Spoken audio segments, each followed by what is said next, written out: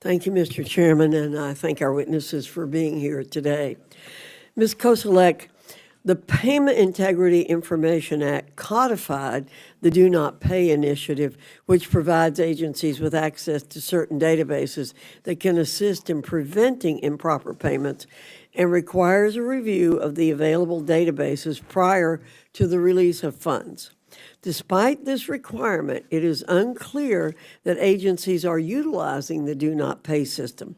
For example, the Department of Transportation Inspector General reported in November 2023 that the agency did not use the Do Not Pay portal in prepayment processes as the law requires.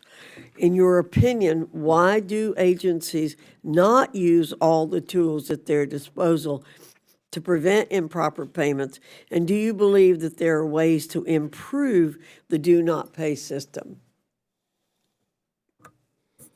Thank you.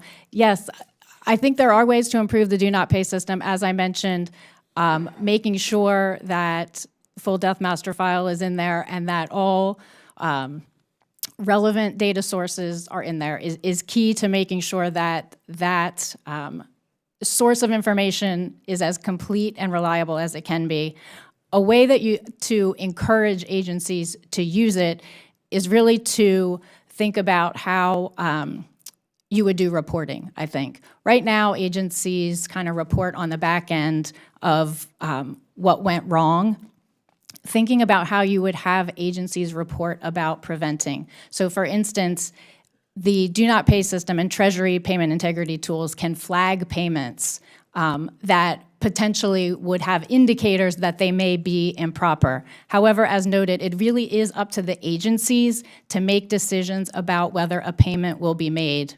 You could consider having agencies report on when those flags are not upheld. For example, if something is flagged and Do Not Pay, but a payment is made anyway, having agencies track that, identify that, and report back when that is happening would help folks determine if there are instances where the payment should go ahead anyway, or if truly that payment should have been stopped.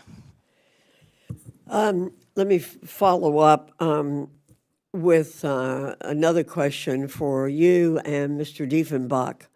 Once an improper payment is made, what can an agency do to recover the payment, and how much does it cost in human hours and dollars to recoup an improper payment?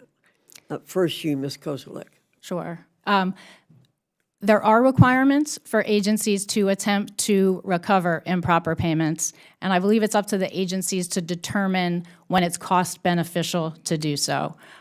So there can be instances where an agency may determine it is not cost beneficial to pursue all avenues in recovering that. You would hope that agencies would, but I think it's left to their determination to determine when it's cost beneficial. Thank you for the question, Congresswoman.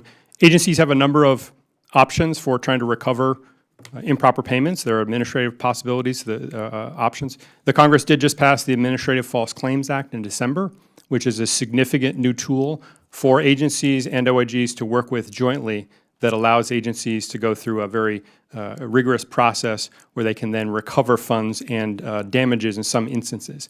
But to your point, recovering funds through the judicial system, the pay and chase model we have now, is exorbitantly expensive, which is why we and others in this hearing are focused on the prevention piece, because it is very expensive to do any of those recovery actions. So what investments could agencies take to prevent improper payments?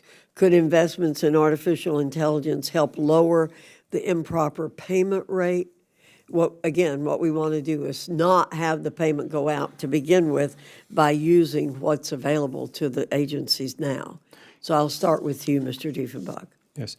So technology is part of the solution. Another piece of it is culture, is ownership. And the Inspector General Act was passed in 1978 to create this community of watchdogs to prevent fraud.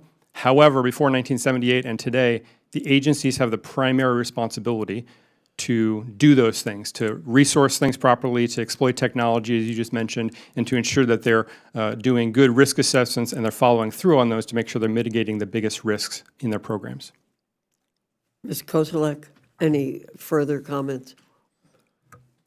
Yeah, so as you mentioned, prevention is really the key in this, and having the right data. So artificial intelligence can be helpful if you have the right data in the system. So we do have recommendations to encourage agencies to collect all the necessary information that is needed, to ensure the databases are complete, that they're accurate.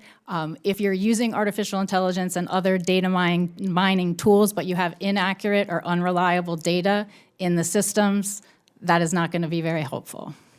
Thank you, Mr. Chairman. I yield back.